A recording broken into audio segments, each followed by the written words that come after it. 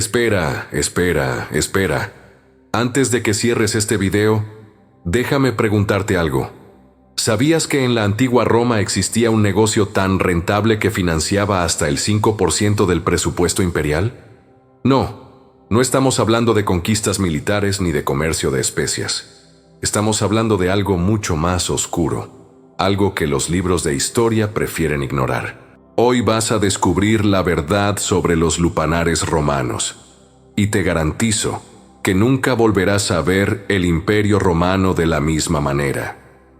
Bienvenidos al canal. Hoy vamos a sumergirnos en uno de los secretos mejor guardados de la civilización romana.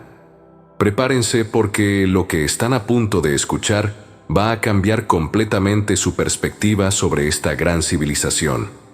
Cuando pensamos en Roma, imaginamos el Coliseo, las legiones invencibles, los acueductos monumentales. Pero detrás de esa fachada de grandeza, existía una industria masiva que movía cantidades astronómicas de dinero. Los romanos construyeron un sistema completo alrededor de la explotación humana, tan organizado y eficiente como sus famosas carreteras. Imaginen las calles cercanas al Foro Romano al caer la noche. Entre las columnas de mármol y los templos majestuosos, se escondía un mundo completamente diferente. Los lupanares operaban abiertamente, reconocidos por el Estado, regulados por las autoridades y grabados con impuestos. Sí, escucharon bien. El gobierno romano no solo permitía este comercio, sino que dependía económicamente de él. Estos establecimientos se dividían en categorías muy específicas. En la cima estaban las casas de lujo, decoradas con frescos elaborados que aún hoy podemos ver en las ruinas de Pompeya. Estos lugares atendían exclusivamente a la élite romana: senadores, comerciantes ricos, oficiales militares de alto rango. Aquí las mujeres eran tratadas como artículos de colección exóticos. Los clientes adinerados presumían de haber estado con mujeres de todas las provincias del imperio, como si coleccionaran trofeos. Pero la realidad era muy diferente en los barrios populares. Allí los lupanares eran construcciones simples, casi siempre de 2 pisos. La planta baja funcionaba como área de selección. Los clientes entraban, observaban a las mujeres disponibles y hacían su elección. Arriba, una serie de cuartos minúsculos, apenas más grandes que un armario moderno, con una cama básica y nada más. ¿Y cuánto costaba? En los establecimientos más baratos, apenas 2 haces, el equivalente al precio de un pan. Esta tarifa ridículamente baja convertía el negocio en uno de puro volumen. Las mujeres debían atender cliente tras cliente, en sesiones que duraban apenas minutos. Entrar, consumar, salir, una y otra vez, durante horas interminables.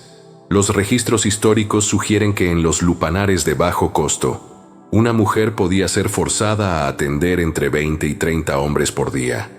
Piensen en eso por un momento. 30 transacciones diarias, 7 días a la semana, sin descanso, sin dignidad, sin esperanza. Ahora, hablemos del sistema legal que hacía posible esta industria.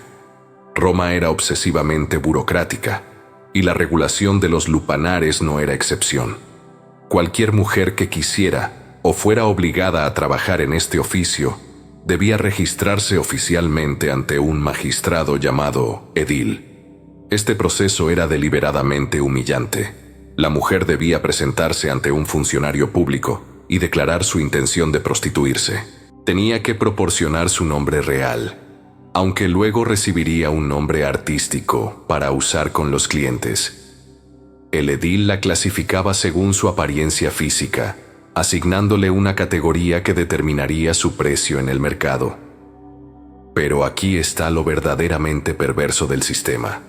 Una vez registrada como prostituta, una mujer perdía casi todos sus derechos civiles. Se convertía legalmente en lo que los romanos llamaban una infame, una persona sin honor. No podía casarse con un ciudadano romano respetable. No podía heredar propiedades significativas. No podía testificar en la mayoría de los juicios. Para todos los efectos prácticos, dejaba de ser una persona completa ante la ley. Y esto era permanente. Incluso si una mujer conseguía su libertad, si pagaba su deuda o si su amo la liberaba, el estigma jamás desaparecería. Los registros públicos mantenían su nombre para siempre. Toda Roma sabría lo que había sido. Las mujeres que terminaban en los lupanares llegaban de múltiples formas. Muchas eran esclavas, compradas específicamente para este propósito. Los traficantes recorrían las provincias buscando mujeres jóvenes, especialmente de regiones conquistadas recientemente. Las guerras romanas no solo producían soldados esclavos, sino también un suministro constante de mujeres que terminaban en esta industria. Pero no todas eran esclavas. Algunas eran mujeres libres empujadas por la pobreza extrema, una viuda sin recursos, una mujer abandonada por su familia, una hija de una familia demasiado pobre para alimentarla. Para estas mujeres, el registro como prostituta era el último recurso, el final absoluto de cualquier esperanza de una vida normal. Lo más perturbador era la edad de iniciación. Las fuentes históricas mencionan niñas de apenas 12 o 13 años siendo introducidas en este mundo. La ley romana establecía que una niña podía casarse a los 12 años, y esta misma lógica retorcida se aplicaba a la prostitución.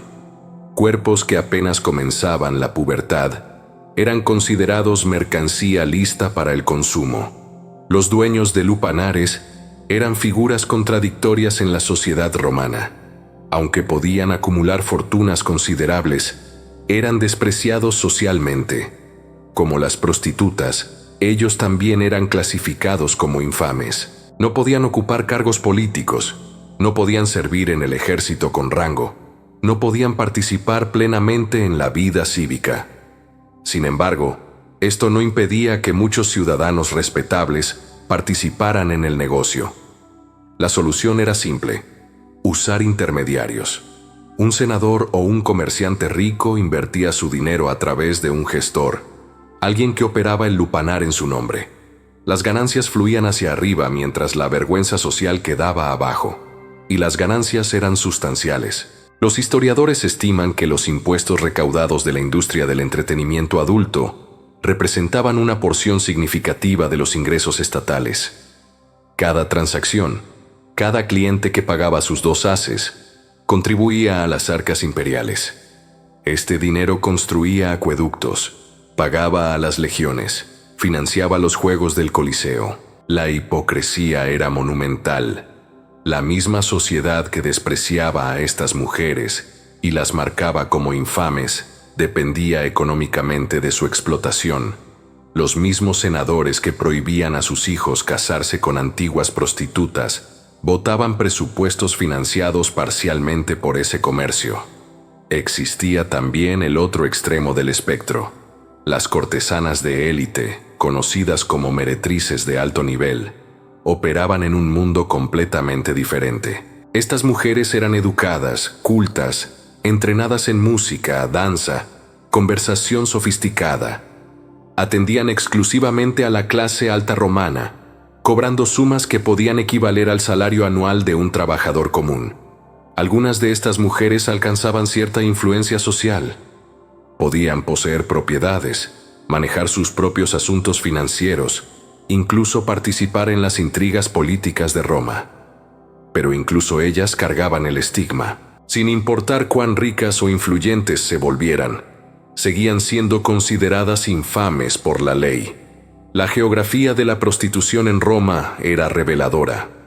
Los lupanares se concentraban en ciertas áreas de la ciudad, especialmente cerca del Circo Máximo y en el barrio de Subura.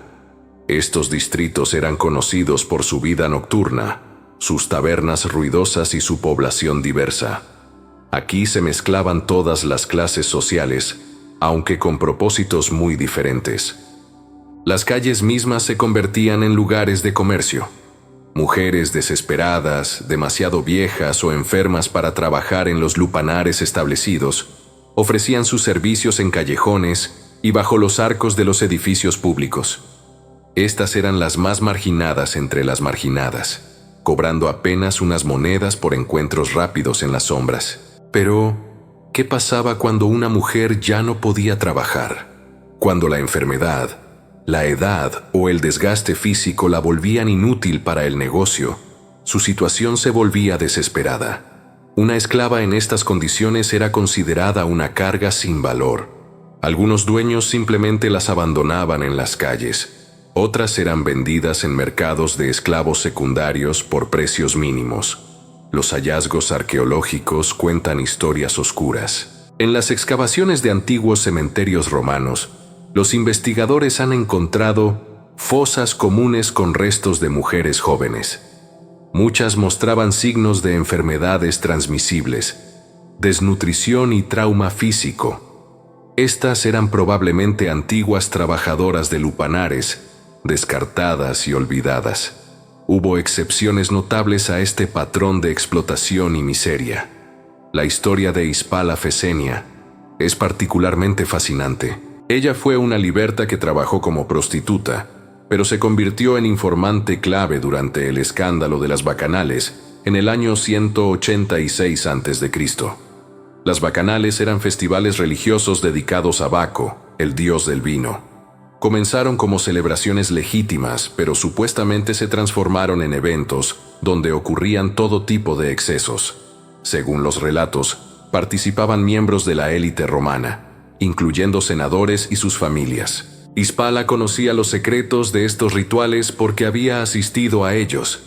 Cuando el Senado inició una investigación, ella proporcionó testimonio detallado sobre lo que había presenciado. Su información llevó a una purga masiva, con miles de arrestos en toda Italia. Como recompensa por su colaboración, el Senado le otorgó algo extraordinario: plenos derechos de ciudadanía, protección oficial y el derecho a casarse con quien quisiera. Se convirtió en la única prostituta en la historia romana honrada públicamente de esta manera. Su caso demuestra que el sistema podía hacer excepciones cuando le convenía, pero también revela cuán rara era cualquier forma de redención para estas mujeres. Con el tiempo, la actitud romana hacia la prostitución comenzó a cambiar, especialmente con la llegada del cristianismo. Los primeros emperadores cristianos, comenzando con Constantino en el siglo IV, promulgaron leyes cada vez más restrictivas. Se prohibió forzar a mujeres libres a prostituirse. Se establecieron penas para los proxenetas más abusivos. Pero la industria nunca desapareció completamente. Incluso bajo gobiernos cristianos, los lupanares continuaron operando, aunque con más restricciones y mayor estigma social. La demanda era demasiado grande, el dinero demasiado lucrativo. Lo que esta historia nos revela sobre Roma es profundamente perturbador. Aquí tenemos una civilización que se consideraba el pináculo de la ley, el orden y la civilización. Construyeron sistemas legales sofisticados, filosofaron sobre la virtud y la dignidad, crearon arte y arquitectura monumentales. Y, sin embargo, todo esto coexistía con un sistema que trataba a miles de mujeres como mercancía desechable. La hipocresía estaba incorporada en las leyes mismas. Roma despreciaba moralmente a las prostitutas, mientras legalmente las explotaba. Las marcaba como infames mientras recaudaba impuestos de su trabajo. Prohibía que se casaran con ciudadanos respetables mientras esos mismos ciudadanos las visitaban regularmente. Los restos arqueológicos de Pompeya nos ofrecen una ventana única a este mundo. Cuando el Vesubio sepultó la ciudad en el año 79 después de Cristo, preservó los lupanares exactamente como estaban. Podemos caminar hoy por esos cuartos estrechos, ver las camas de piedra donde dormían las mujeres, observar los frescos explícitos en las paredes que servían como menús visuales para clientes analfabetos. Estos lugares no son románticos ni glamorosos. Son claustrofóbicos, utilitarios, diseñados para maximizar el volumen de clientes. Cada detalle arquitectónico refleja la lógica brutal del negocio.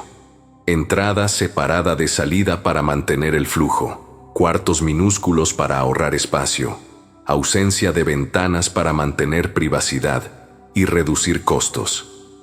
La sociedad romana moderna prefiere no hablar mucho sobre este aspecto de su historia. Las guías turísticas en las ruinas romanas mencionan los lupanares casi de pasada, enfocándose en cambio en los triunfos arquitectónicos y militares. Pero entender esta oscura realidad es crucial para comprender verdaderamente cómo funcionaba Roma. Esta fue una sociedad construida sobre jerarquías rígidas, donde el valor de una persona dependía completamente de su estatus legal. Un ciudadano romano libre tenía derechos. Un esclavo no tenía ninguno. Una mujer marcada como infame quedaba atrapada en un limbo permanente, ni completamente esclava ni verdaderamente libre. Y al final, lo más impactante no es solo la existencia de este sistema, sino su escala y organización. No estamos hablando de un fenómeno marginal. Los lupanares eran parte integral de la vida urbana romana, tan comunes como las panaderías o las tabernas. Estaban regulados, grabados, incorporados al funcionamiento normal de la sociedad. Miles de mujeres pasaban por este sistema cada generación. Algunas sobrevivían, cargando sus cicatrices físicas y emocionales. Muchas no lo lograban, terminando en fosas comunes sin nombre. Y la gran máquina del Imperio Romano seguía funcionando, indiferente a su sufrimiento individual. Así eran los lupanares en la antigua Roma. No glorias románticas ni aventuras exóticas, sino un negocio frío y calculado, construido sobre la explotación sistemática. Esta es la historia que los libros prefieren omitir, pero es tan parte de Roma como sus acueductos y sus legiones. Si este contenido te ha hecho reflexionar sobre la verdadera naturaleza del Imperio Romano, suscríbete al canal. Déjanos en los comentarios qué otro aspecto oculto de la historia antigua te gustaría que exploremos. Hay muchos secretos por descubrir, y seguiremos trayéndotelos sin censura ni romanticismo. Nos vemos en el próximo video.